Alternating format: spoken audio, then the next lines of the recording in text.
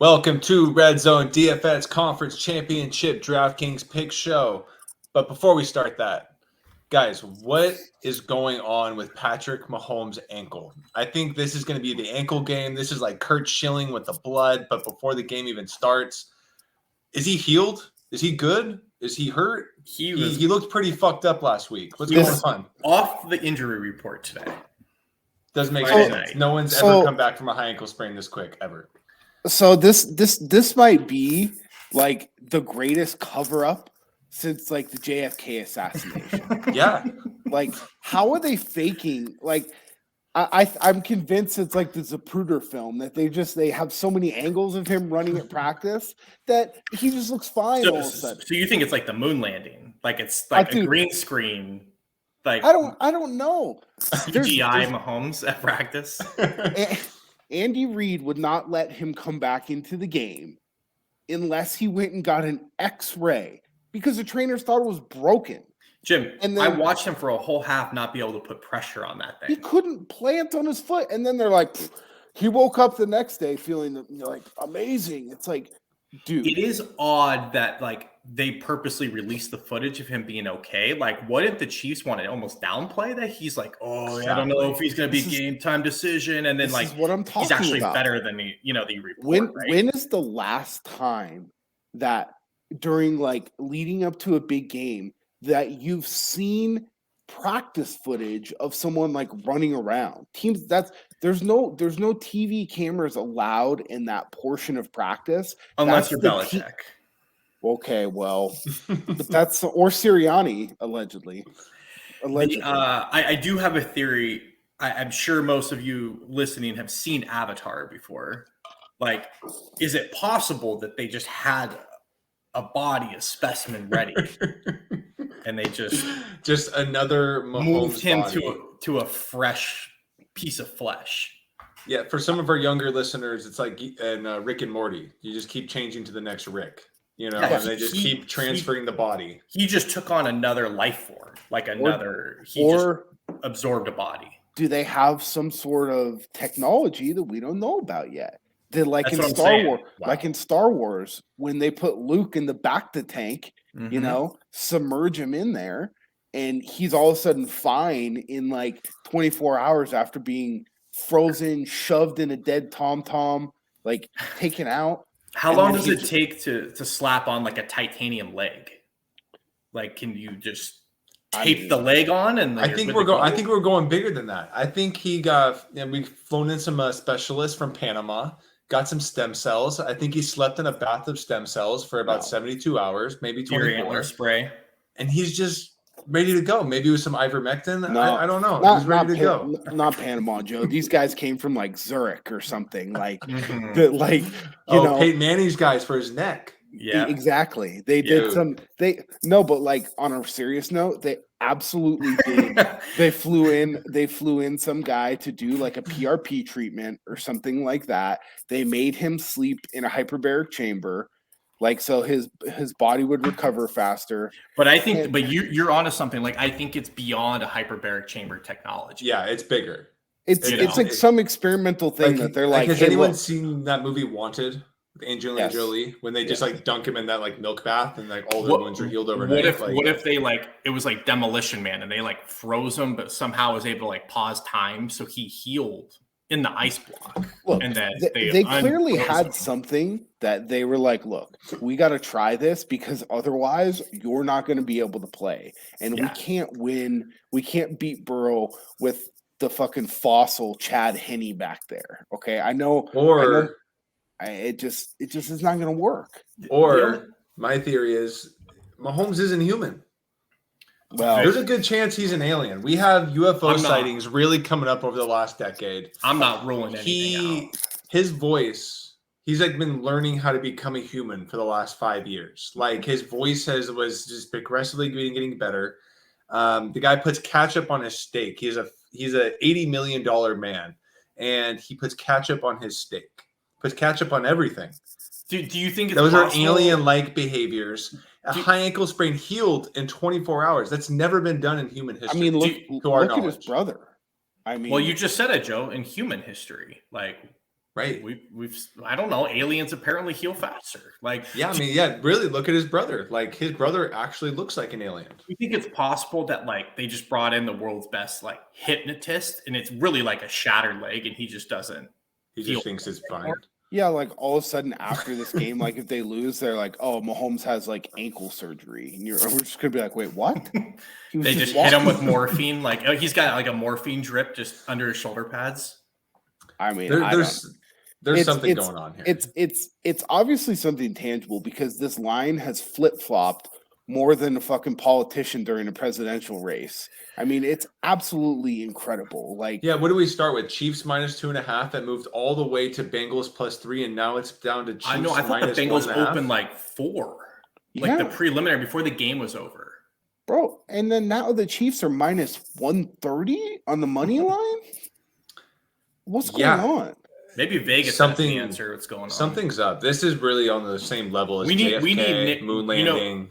You know what we need? We need Nick Cage to break into that presidential book of secrets and get us what's really going on here. Well, he's done it twice. Where he did it at the end of Con Air. He got the little kaleidoscope and he figured out the JFK landing, and then not Con Air, sorry, The Rock. My bad. I'm sorry.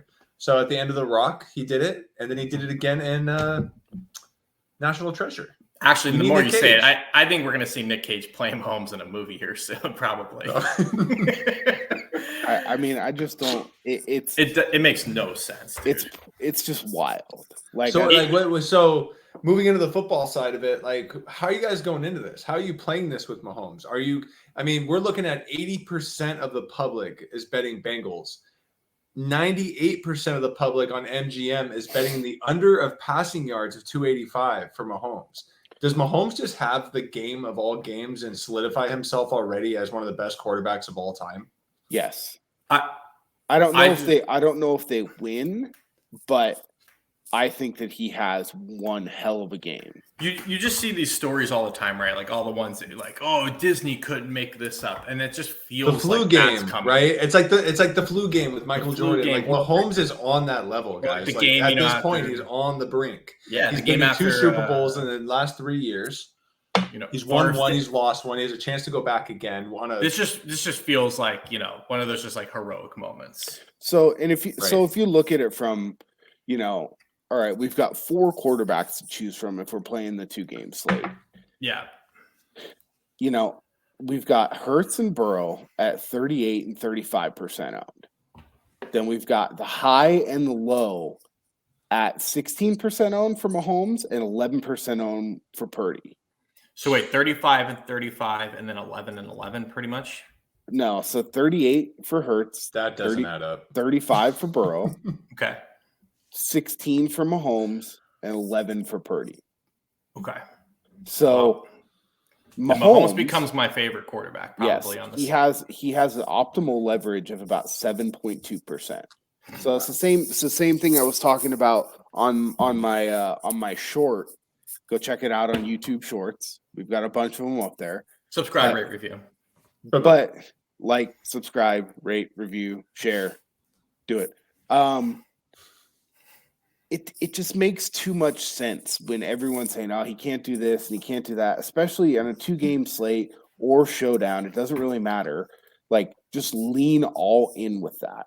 Now, people are going to look at the stats for Kelsey and people aren't going to love that, right? But the other guy, and we'll get to this when we get to, other positions, one of his main targets throughout the year, Jerick McKinnon, just laid a complete egg last week. Right. So, I mean, I really, really like just pairing those two up. Well, on top of that, Jim, to prove your point more, for some reason, one of the highest bet props this weekend is Pacheco having a big game, which means pivot to McKinnon. Yeah, the Bengals have a good rushing defense. I mean, I don't know, man. One way I'm thinking about playing it, because we're always talking about we got to get different on these 2-game slates. We talked about it, and we'll hit on it a little bit more. I think a way you could do it is very easily just play Mahomes naked here. But why wouldn't you play him with McKinnon? Yeah, because I think McKinnon. I think there's paths for the Chiefs to win this. Mahomes, but McKinnon's not going to get it on the ground. McKinnon's going to get it through the air. But like we've seen it countless times that like Mahomes could throw 5 touchdowns to 5 different guys and none of them really go off. Like Justin, whatever his name is, Watson has like 1 catch for 22 yards and a touchdown. But the it's story, like he may hit value, but it's like the how story do you that I'm telling myself is that the Bengals, if knowing Mahomes' ankle injury, the Bengals are going to bring it. Meaning plays like screens, little outlet passes, little weird things like that to McKinnon are going to go big. I get it. What's McKinnon's ownership though? He's going to be highly. Honestly, with Mahomes that low, I do not give a shit with McKinnon being that high. Exactly, because you're pairing them together and you're getting an aggregate ownership. So like if you're going to pair, Burrow and Mixon together, you're going to get almost double the aggregate ownership of pairing McKinnon and pairing McKinnon and Mahomes together. So no, I hear you. You get what I'm saying though. I mean, he could throw a touchdown to Noah Gray, and then he could throw a touchdown to Tony, and then Sky Moore randomly catches one ball. But that's why you play the game. But Vinnie, you know what I'm saying? Like correlated and stuff. Like I don't need to stack Mahomes if like you're going to play him. You don't need to do it on a 2-game slate. I mean, Vinnie. Not 3 weeks ago, Jerick McKinnon was $8,600. I get no. I'm not saying McKinnon's not a bad play. All I'm saying, we're talking about quarterbacks. I like the 400. That's an automatic. With the conference championship with only 4 games, I mean, he could be 45% owned. I feel like you need to be a part of that because when I see the public going on Pacheco, the Bengals got a great run defense. Mahomes is on the under on 285. Mahomes is definitely throwing for over 300 yards, and 100 of that could easily be McKinnon on dump offs. Totally, because he can't step into the damn ball. So deep balls, all those things, allegedly, gone. It's allegedly, but but I can see. I think he's an alien. I think he's fine. So it's Kelsey and it's McKinnon. I'll stack the 3 of them together. Kelsey's little faux back injury that came up. I'm calling bullshit on that too. This is all that fucking mind game, Bill Belichick, rat poison type shit that they're throwing out there. Kelsey's fine. Mahomes is fine. So like, let's just stick on the Chiefs. Good. Let's just run through the Chiefs then. Because the one thing that's glaring that like I shared with you guys this week is the last 4 games for Travis Kelce versus the Bengals have not been good. If he replicates or averages what he's been doing versus them, he does not get you there at all. Well, and here's the other thing is he's $7,800. Right. And it's very tough, like especially we'll get to him. Like if you're going to play McCaffrey, it's very tough to get Kelsey and like the rest of your lineup is low, right? So you're talking about a guy who, 6 for 56, 7 for 25 and a touchdown, 5 for 95 and 7 for 50. That's not getting you there, dude. So Cincinnati's figured something out, unlike those idiots Jacksonville who didn't double Kelsey, that they're just going to take him away, right? I agree. You have to think. So I would think that, but I also think the Bengals are going to try to bring the heat, which is going to leave things open for Kelsey over the middle. Maybe. They could just sit back and say, well, Mahomes ain't going to scramble around and run around. Like, go ahead and sit in the pocket. I think that Kelsey could definitely have one of those. I don't think if he gets there, he's not going to get there from like a 3 touchdown game. He's going to get there from like 11 for like 164 and like maybe a touchdown. And I just have to think Cincinnati's going to say, you can beat us, but it ain't going to be from Travis Kelce today. Right? That's what they've been doing. Yeah. Worked. Yeah. I think it's one of those things where like, if you're going to play Kelsey, you have to overstack the Chiefs and play 4 Chiefs. So like you have What's his ownership at, Jim? 40%. Man.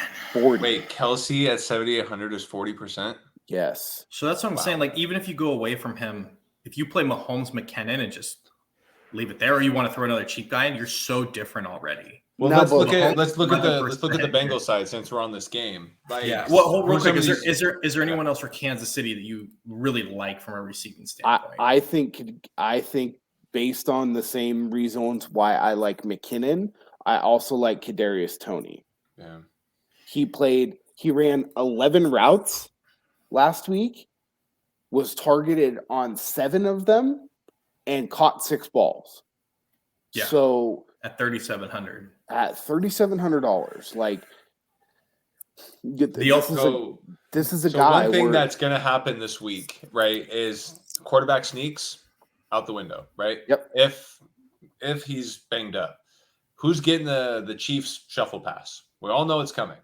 Who's getting that Chiefs shuffle pass? I think it's going to be Tony. And or McKinnon.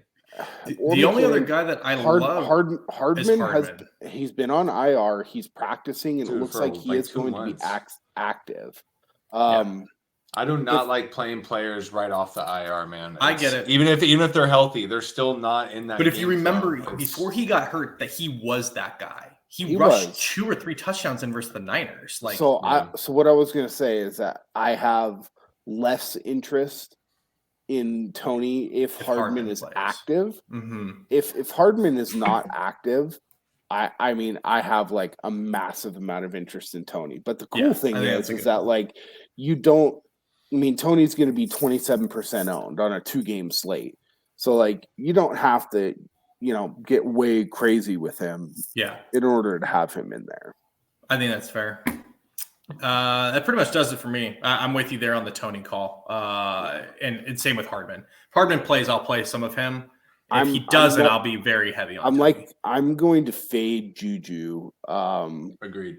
Just because there's other and MVS. Yeah, MVS he fucking sucks, dude. So I'll go find players elsewhere. Like that's fine. All right, Cincinnati side. Yeah, who's your guy? Actually, I'm going to start. So my favorite guy of the entire slate, 2 games, favorite player is Joe Mixon. I have not looked at ownership. I don't give a shit. I think Joe Mixon last week was without a doubt the best football player in the playoffs. The way he was playing and the way he looked, that dude is on a mission right now. Joe Mixon just looks good. Watching football my entire life, you watched Joe Mixon play last week, he was the best player on the field, and it wasn't even close. And I think he continues that. He was the guy coming in the playoffs saying the playoffs run through us. He was talking all that shit. I think he is feeling it right now. He's on a different level. Joe Mixon, it's Joe Mixon week. I was not going to play a whole lot of Joe Mixon, but your unwavering conviction, I'll sprinkle now. He's been good. I like the fact that he got a little involved, a little bit more in the passing game last week as well. Man, I'm with you, especially if you're going to not play Kelsey. That opens up a lot of builds where you can get Mixon in there.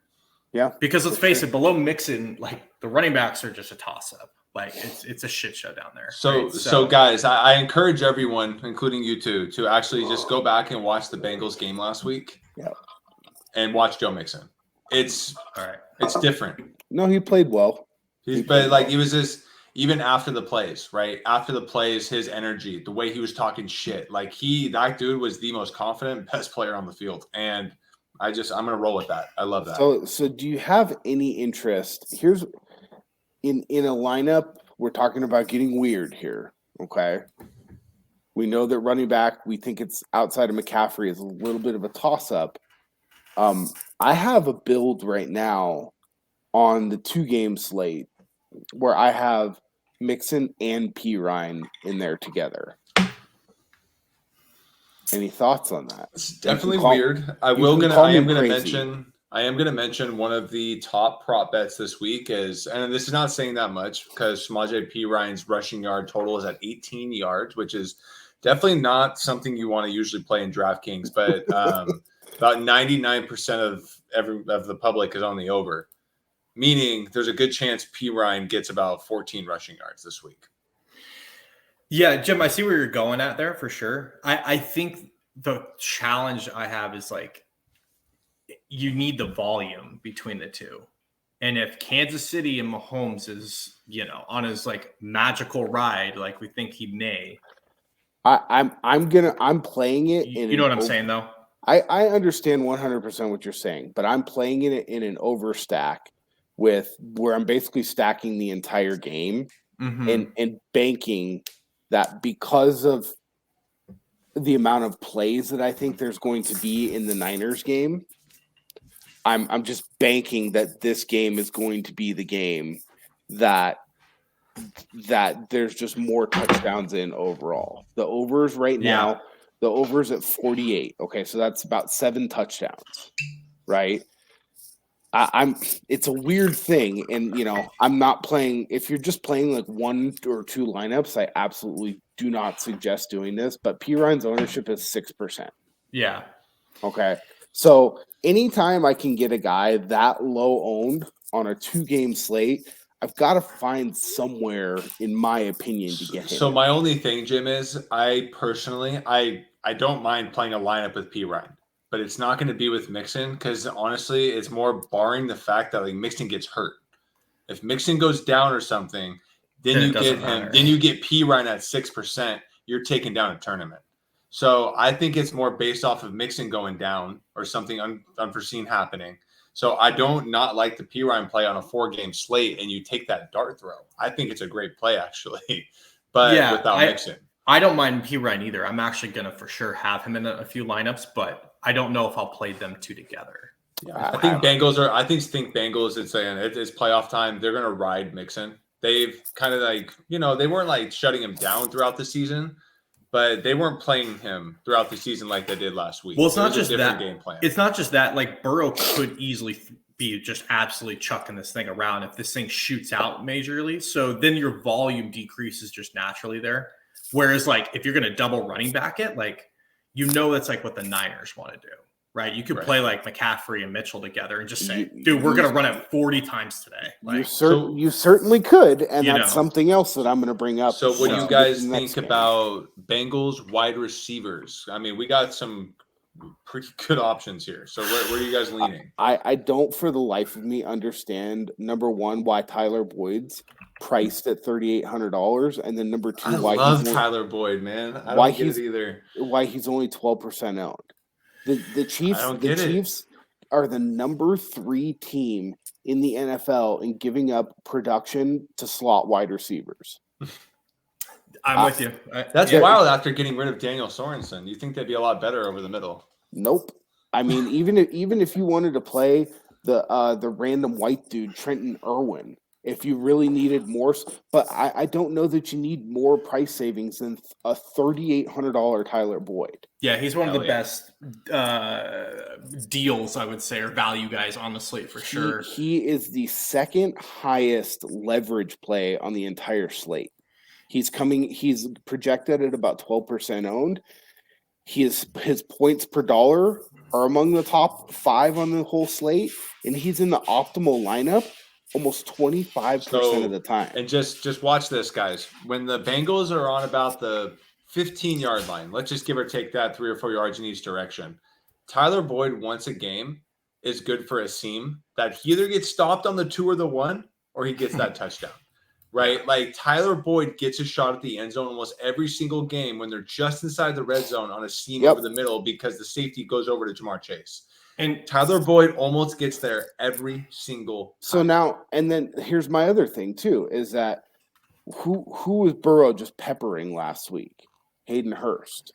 Everyone's on Hayden Hurst. Well, exactly. And you know who else is going to be on Hayden Hurst is the Chiefs defense. They're going to watch the film from last week and go, man, Burrow and Hurst really have something here in the red zone or wherever we got to worry about where Chase is, but we can't leave this guy, out. And you can't cover everybody. So at $3,800, I just think it's for a guy who's out there running 90 to 93% of the routes.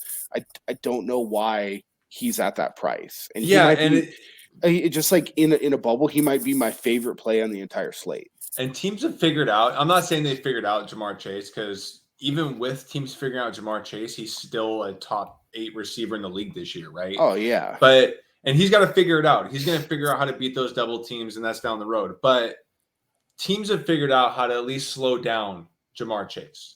And that's led to guys like Hayden Hurst, Tyler Boyd, T. Higgins going off. Well, and your boy Mixon, right? You're not bringing more guys in the box. The one thing I will say, though, receiving. And I know Jim remembers this very well because it won him a crap ton of money. But the last time these two teams played, Jamar Chase had 266 yards receiving and 3 touchdowns. Like, I'm going to have as much Jamar Chase as I possibly can this weekend.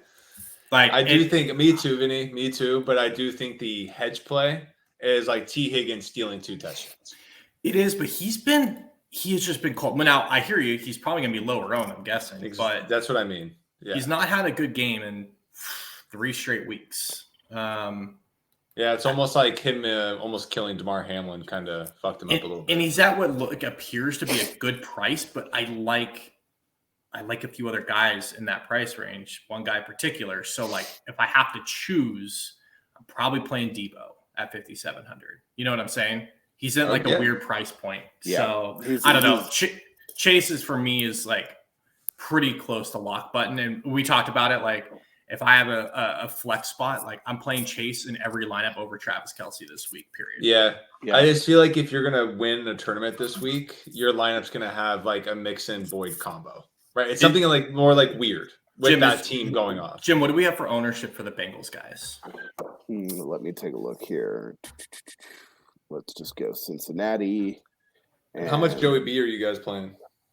Fair amount.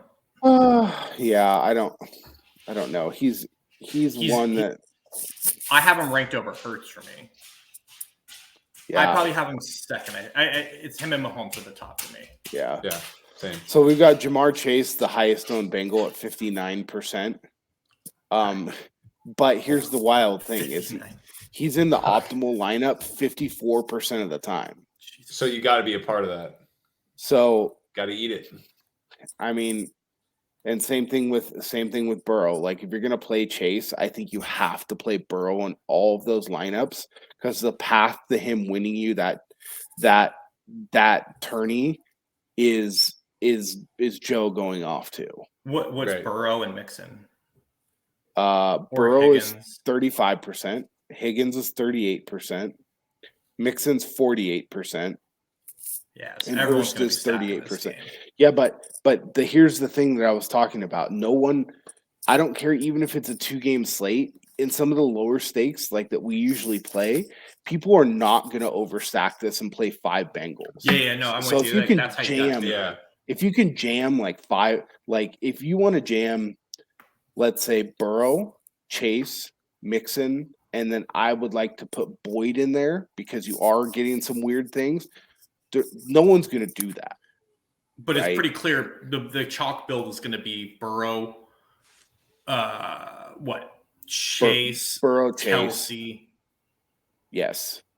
And then probably one other Bengal. They're going to double stack it with either Boyd, Higgins, or Mixon. Mm-hmm. I think that because the double tight end has worked pretty well the last couple of weeks, I think you're going to see a lot of those, and I actually don't like that. I don't either.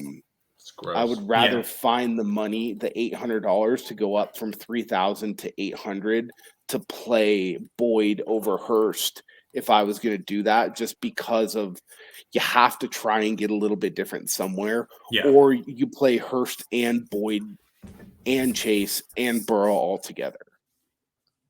I think that's where you have to kind of just put a line in the sand and do it, right? If you just think that, hey, they're just going to absolutely smoke them, that's the way you go. And then maybe you just play like one player coming back, like just McKinnon, right? Mm-hmm. Because then they're going to have to be throwing a lot. McKinnon's going to be the guy that's in there, blah, blah, blah, blah. Well, even if you stack it, right, and Cincinnati smashes, and let's just say we think Kelce kind of busts out, right? I mean, you've already leveraged off of 40% of the field. Like, well, that's what I'm saying. Right like, if you're going to play an overstack like that, you should not play Kelce. That's what I'm saying. So you go Bengals and you bring it back with like McKinnon and Tony. Think it's possible. It's possible. Yeah, it's definitely possible. It's way easy, Joe. But if you bring it back with McKinnon and Tony, you're way different. So I've got a lineup right now with Burrow, McKinnon, Boyd, Chase, Hurst, and the Niners D. And I've got a flex, a wide receiver, and a running back, and I've got $6,800 per player left. That's pretty wild. So it's definitely doable. Well, speaking of the Niners, we're about the halfway point through the pod, so let's jump over.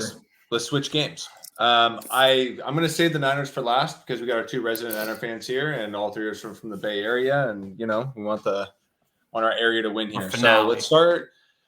We're not going to try to keep our hearts out of this. I have an easier time with this. I'm a Raider fan. I don't have a soul when it comes to the playoffs. So we're going to start with the Eagles side. First of all, how do you guys think this game's going to go? What's your story you're telling yourself of what's going to happen in this game? I think everyone thinks that this game is going to hit the under. I think that this game is going to be a little bit more high scoring than people think it is. I think so too. Same. I think that the Niners would like to run the ball 45 times. I don't think that is going to be possible. Nope. I think that they're going to make Brock Purdy throw the ball. But here's the thing. Brock Purdy, since he's been starting, has the second highest production rate on 1 and 3-step drops out of the shotgun. Okay? So if Kyle, wants to pull his head out of his ass, the Eagles also have give up the fewest amount of production in the league all year versus play action pass. Okay. So because they play a lot of zone. Okay. So they don't fall for stuff. They're very disciplined. They're not going to suck up on a play action. Right. I think that the way to play this game is that if you see the Eagles winning and you want to play that side of it, I think you have to play both of the expensive receivers together with Hurts, and hope that those guys just go bananas. It's so easy to run back game stacks on the other side for the Niners just because they're so cheap, right? Outside of McCaffrey, you've got guys who are legitimate threats. You've got 2 players on the Niners in Debo and Kittle who are priced $5,700 or lower, who are legitimate threats to put up 30-plus points. You could even put Elijah Mitchell in that category as someone who is a threat to put up 20-plus points, right? So it's an easy run back if you see the game going that way. Okay. To me, Vinnie, you don't really need to force Purdy just because he's cheap. The reason for me forcing Purdy and some Niner stacks is because it's an on the road, and he's now seeing the final call for me was going to be his ownership percentage, and at 11% owned, it's like you just have to go for it in a few lineups. Vinnie, how do you see this game going? So I'm with Jim. I do think we see some more points thrown on the board. I don't think it's like a conventional way, though. Like, I think both defenses are so good. You're going to see, I think we see a few turnovers in this game. Like, I think, I could see a touchdown or 2 coming from the defensive side of the ball, like short fields off of interceptions or sack fumbles or just whatever, because I think both rushing defenses are going to present some problems. Like, to Jim's point, I think we're going to see more aggressive play in this game. And that's going to open up opportunities for mistakes, right? From both sides. Now, the one thing that I looked up and saw is Jalen Hurts versus a blitz against zone coverage is really bad. Yes. Like, he's like one of the worst in the NFL this year. He's terrible. So, and the Niners run zone. They don't really run man. And that eliminates his rushing ability. So they're going to make him sit back there and try to pass, right? Like, well, have some of the fastest linebackers in the league, which should negate him running the football, right? Unless D'Amico decides to, have 4 more interviews the morning before the game and decides to blitz the spy linebacker on a 3rd and long in the red zone like he did last week.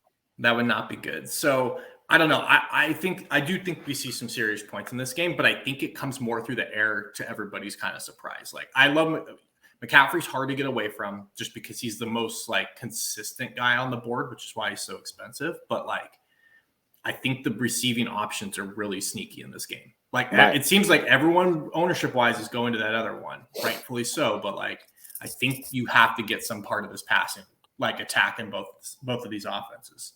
Joe, do you have any lean or any guys that you just really love in this game? Well, kind of my story I'm telling myself is that, and I truly think this. I think in the first half of this game, it's going to be kind of Kyle Shanahan's masterpiece on offense.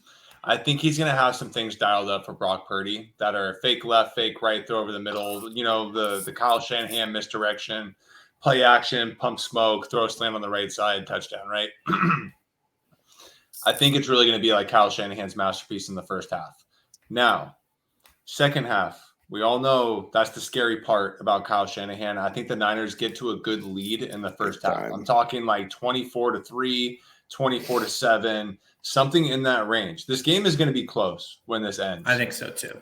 Yes. But the second half, the story is Kyle Shanahan not adjusting, not doing what he should be doing, and the Eagles just throwing the shit out of the ball in the second half and getting a ton of completions to our Devontae Smiths and our AJ Browns. So yeah, I think that's how the game goes. This game is going to be the higher scoring game out of the two games, in my opinion. There's a lot of people on the under here. I think the Niners get up early, and it's going to come down to the wire. It's going to be a field goal type finish. But that's the Eagles not even running the ball in the second half. So like guys like I'm fading would be like a Miles Sanders, a Kenneth Gainwell, Dallas Goedert. I have one rule, by the way. I do not play any tight ends against Fred Warner. That is an absolute rule. So I'm not playing Dallas Goedert. But I think AJ Brown, Devontae Smith being my favorite, is my guy in this game. I think Devontae Smith might actually get like 12 plus catches. He's my favorite play in this game. Watching him, too. he's just such a smooth route runner, dude. And like, so he just, clean, man. And again, we talked about it. Like Jalen Hurts is not very good against it, but him in zone coverage can just find openings all over the place. And AJ Brown is getting all the love. AJ Brown dominates man coverage. Devontae Smith will dominate zone coverage. The guy's got more field than Jerry Rice. I mean, it's insane. Joe, I see what you're saying about the Goddard thing. Personally, and who knows, I'm not in the defensive room there, but like, I got to imagine they're going to use Fred Warner to make Jalen Hurts stay in that pocket. Like, I think he's going to be the guy they spy. They'll probably mix it up. You're probably going to see more Hufanga on Goddard. But between Hufanga, between Al Shahir, between Greenlaw, I get it. It's the best linebacking core for covering in the league. I just think Dallas Goedert, I'm just out on this week. I like Dallas Goedert. I'm just saying, if you tell me like Jalen Hurts has under, let's just say like 30 yards rushing, Niners probably win this game. That's how I'm looking at it. So, I mean, but you tell yourself rules about certain teams and certain players. And one of my rules that I do not go against is tight ends against the 49ers. And that's fair. Totally. I do think on the Niners side of the ball, again, McCaffrey's McCaffrey, but I do think in almost every lineup, I'm going to have one of Debo or Kittle. I think those are the two guys that are just prime. Now we know Ayuk has the ability to do it, but like it's very, Purdy is going to get the ball to those two guys and let them. Ayuk's my favorite player on the Niners side this week. The price is right, man. I mean, it's set up perfect. Where does Ayuk thrive? Please tell me. You guys know it. Where does he thrive? Over the middle. Where does he catch the ball? Over the middle. What are the Eagles going to do this week? They're going to sell out for the run. They're not going to let Christian McCaffrey win this game. They're not going to let Kyle Shanahan's run offense win this game. Brandon Ayuk is my prop favorite this week, over in catches, over in receiving yards, and he's getting at least one touchdown. Brandon Ayuk is my favorite player on the Niners offense this week to hit everything. I like it. Everything just sets up for him. For sure.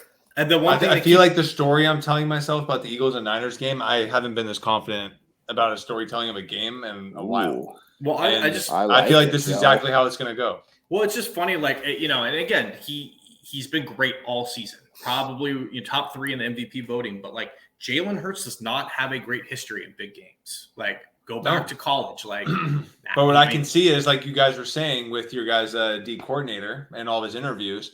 But I can see Shanahan getting soft in the second half, and the Eagles having an opportunity to just throw the shit out of the ball and get back into the game.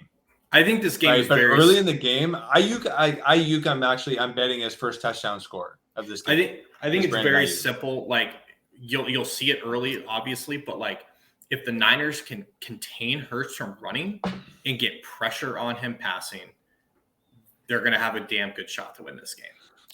So the Eagles have an amazing offensive line. Yeah. Can Bosa and Krug get to him? If they can, it's going to be a long day for Philadelphia. So obviously McCaffrey is one of the highest owned players on the slate. We talked about wanting to get weird. If I think that there's so few games that you can just wait. You can burn a lineup with the narrative of like Niners smash lineup, right? So in my opinion, you can go one of two ways. You can play McCaffrey and Mitchell together, or you can play Purdy, Debo, Ayuk, Kittle, and run it back with, in my opinion, the running back. After doing as much research as I could this week, the guy who plays the lion's share of the passing downs is Kenneth Gainwell. Okay. And at $4,800 and 3% owned, like that's a guy that I'm willing to take a shot on this week. He paid off. He paid off last week, albeit in garbage time, right? But Miles Sanders is just, I mean, it's a true three-way split. I mean, they're giving Boston Scott carries, but Kenneth Gainwell plays about 55 to 65% of the passing downs. And they will use him on the checkdowns. And to your point, Vinny, you know, Hurts doesn't check it down a ton, but the Niners play a lot of zone. And if they are going to check it down, it's likely going to be someone like that. Another guy I really like on Philadelphia that nobody is talking about that is going to go completely unnoticed is going to be Zach Pascal at $3,000. Oh, I keep hearing Quez Watkins, but that makes me very happy. You just said Pascal because Watkins' name is floating too hard. Yeah, I mean, Watkins gained 3% ownership, but on the prop side, Watkins is getting all the bets on the props. Zach Pascal is the guy. He plays more snaps than Quez Watkins. Quez Watkins cannot pass block. Quez Watkins is like the Kadarius Toney, if you will, of this. Like he's gonna run like 10 to 12 routes.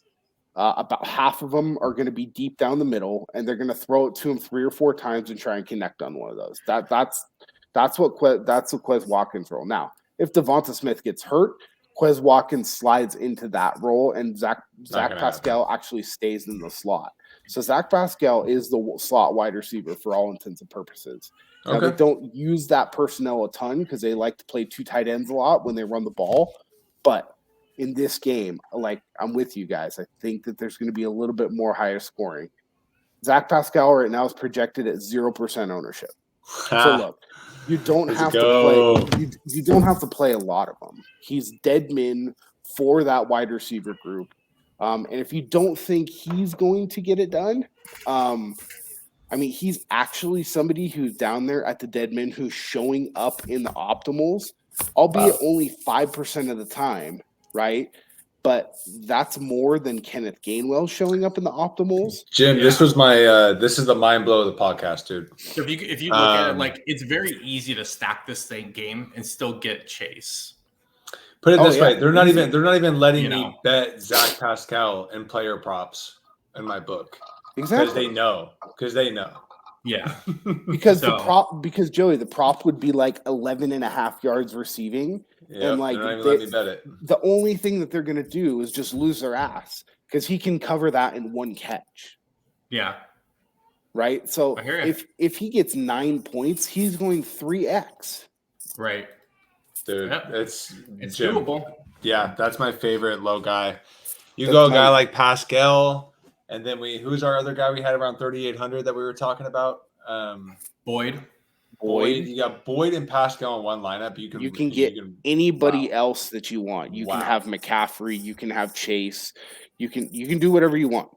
Well, that's the thing. Like if you look at it, like that lower range, I mean, you could conventionally build like an Ayuk, Boyd, Toney lineup, 3 receivers, and you just go ham at every other position.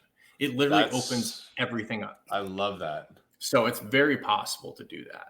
There's a lot of ways to do it, but yeah, I think this game goes over a little bit surprisingly. I think Jim, the over is an automatic in this game. Jim, what do we have ownership in this game? Can you just touch on some of the guys? Like, let me isolate this game in the ownership. Just kind of curious. I know we touched on the Bengals side and the Chiefs side, but so from highest to low, we've got McCaffrey at 56%. AJ Brown at 49%, Debo at 44%, Ayuk at 39%, Hurts at 38%, Goddard at 30%. Devonta Smith at 35. Miles Sanders. Fucking way Devonta Smith is that low. That's amazing. 35%. He shows up in the that makes me so happy. He shows up in the optimal, Joe, 42% of the time. Dude, and AJ Brown is only showing up in the optimal 32% of the time. Yeah, everyone's on AJ Brown. Just curious, what's Kittle? Before Kittle is only 21%. So like right there, if you just throw Kittle into your stacks over Kelsey, like right off the bat, you're changing your entire lineup build. Exactly. So you you can go get McCaffrey, who has the highest optimal rate. McCaffrey has positive leverage. So even at 56% ownership, he's showing up in the optimals 59% of the time. Jeez. So yeah, I'm gonna do this, guys, this week. I'm doing it, and it's gonna either be my kryptonite or what's he doing? What's he doing? I'm fading McCaffrey. I know. It's either going to be my kryptonite or it's going to be the reason I go. No, I mean, look, it's total. I'm not playing. I feel like you got to pick one. But the story I'm telling myself is the Eagles are going to sell out on McCaffrey, and I think it's not impossible. It's not crazy. It's just it's one of those things that you got to fade somebody. You do, yeah, and why not pick the highest owned person basically on the entire slate? Exactly. So it's going to make or break me, but that's DFS when you're playing a 2-game slate. Yeah, I mean Chase is going to be more higher owned than he is, right? But they're both. And honestly, Chase is my second guy that I want to fade, right? And I'm not going 0% McCaffrey and Chase, but I'm not going to be loading either of them up because I want to take down a tournament this weekend. Right. I mean, that's a bold call, but I know we like bold calls here. It's one of those things you just got to go. You got to go for it, man. You're trying to take down the Millie. Right. So, I mean, I think we've hit on tight end as we've gone through here pretty well. I think we're all a little bit pensive on playing Kelsey. Kittle at 5,200, especially is the lowest owned out of the 4 quote unquote starting tight ends. Dallas Goedert's garnering 36% ownership, and Hayden Hurst is garnering 38% ownership. Who's the bust tight end of the week? Who's busting? I think it's going to be Goddard. Personally, I don't think that he can hit. I mean, his base projection is 12.5, and I think that's about around what he gets. Vinny, who's your bust tight end? I think it's Kelsey. And by bust, I mean again, he can have further price range. Yeah, further price range. They can bust very easily. But again, Cincinnati just has something with this guy that they've figured out. He put up 8 points earlier this year against them in a 27-24 game. His base projection, Vinny, Kelsey's base projection is 20.8. But that's so I do think that's so inflated because of his game last week. I don't know about where Jacksonville just said we're gonna man cover you with one linebacker, and they were like, okay, we'll just throw it to you every play. I don't think it's that inflated. I just think that when Mahomes force feeds him the ball, even when it's not necessary, and anytime. He's so good at getting open in space amazing. That when Mahomes has to come off of his first or even second read, it's going to Kelsey, the lion's share of the time. Mm-hmm.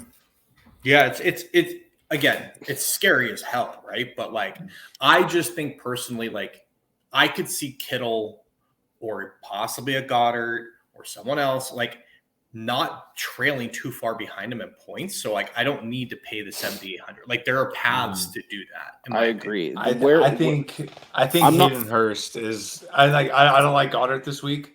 Not that I'm playing him, but I think Hayden Hurst just does nothing.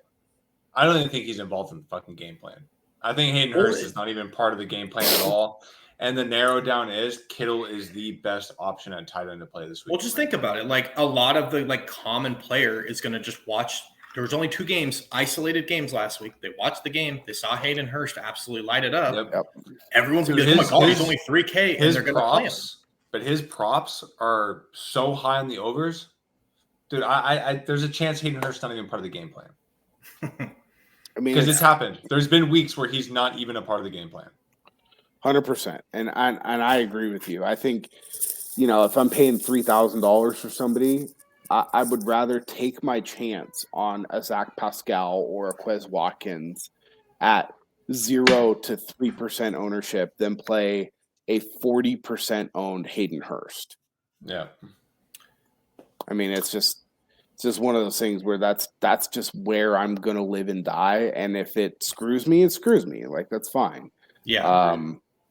But I'm just not going to be beholden to like, oh, I need 14 or 15 points, going into the afternoon game. Like, all right, I need like 15 to 20 points from Hurst. And the range of outcomes of that happening is very low in my opinion. All right. Well, I got a question for you guys. Yes. Which team out of the 4 teams scores the most points this week?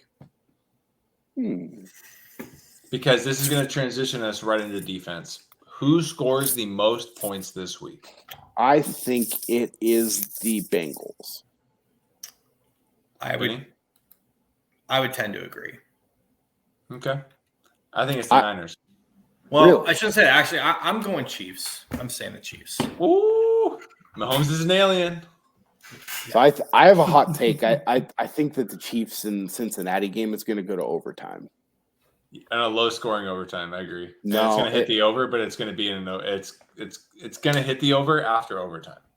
No, like 20-20, and then the over hits in overtime. No, I'm saying 28-28. They're going to overtime. Okay. Who's the team that's going to get the turnover? Who's the team that's going to get the turnovers? Because that might be the difference of who actually gets points this week. I think that's the Niners. I think they're going to find a way to screw Hurts up. I'm not saying he's not going to go, score 24 or 31 points, but like I do think they turn the ball over a few times on Hurts. My 2 favorite defenses are to go all the way up and play the Niners at 3, or to go all the way down and play the Bengals at 2,300. I'm with you. The Chiefs have several people who love to fumble the ball. Juju Smith-Schuster is one of them. MVS is another one of them. Kadarius Toney has notorious fumbleitis, right? Like Isaiah Pacheco, he's a young guy. He hasn't had any like real fumble problems so far. That game's gonna be fucking freezing. Well, just think about too, like if Mahomes truly can't run, dude, you're talking about a few sacks mixed in there. Like, can't, or not even that. Like he can't run. He can't plant. He tries to plant and just sails a ball, and it's cold. At 2,300, I mean, it's wild to me that the Niners, the number 1 defense in the left in the playoffs, are only going to be 14% owned. That's just wild to me. Yeah, dude, I feel like they have all the pieces to beat the Eagles, and you got Talfunga. What's his name? I always forget. He's just a roofer. He's just a missile. Yeah, we just call him the roofer. The roofing missile. The way you can use him against a guy like Jalen Hurts, like Jalen Hurts is that puzzle piece, right? He's a queen on the chess deck. You can kind of do whatever you want. Yeah. Well, the Niners have the queen on the chess deck on the other side, and not many other teams have that. And this is perfect for the roofer, right? Well, I feel like the Niners. You put him in normal coverages, like he's going to have mistakes. He's going to do bad things. But you go, look. You go get that guy, and he's going to kill. So that's the thing is I feel like the Niners defense, out of all the defenses left, have the most dynamic players, and they're all at different levels of the field. So you've got Hufanga and Mooney Ward in the secondary, who are both fantastic players. You've got the linebacking core, which might be the best linebacking core in all of football. Then you have Nick Bosa. Okay, so look, if Charles Omenihu was not going to play this week, that was going to be a problem. because then they could just key everything to Bosa, and the rookie Drake Jackson would have to kind of step up. But despite Amenahu's legal transgressions this week, he is going to play, which is a really big, important thing for the Niners that he plays. So I think that, just, trying to be unbiased as possible while I'm wearing a 49ers hat. And by the way, guys, as the Raider fan and the NFL fan here with these Niner fans, these guys actually are very unbiased when it comes to their game. Most Niner fans are. Most Niner fans I've talked to this week are like, I don't know, we're finally playing a team. They have better players than us. Like, I think there's a lot most of Niner fans are very modest. So I think there's a lot of paths like Eagles fans. It's not how I anticipate the game going, but like there's paths that like we just have Purdy is just fucking overwhelmed, and it's just a complete nuclear meltdown. No rookie has made the Super Bowl ever. I know.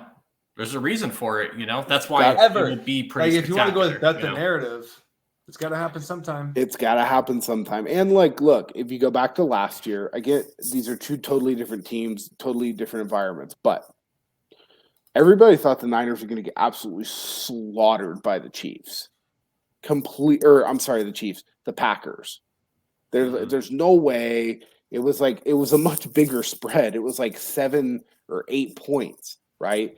Niners are actually getting some respect now just because of how they've been playing, and Jimmy Garoppolo is not playing quarterback. You can't win 11 wins in a row and not be respected. Exactly. So, but it's got some parallels to that for me, and I think that if you can latch on to that when you're playing DFS at 14% ownership at only $3,000, when there's going to be plenty of savings. It's not like they're like $4,000, right?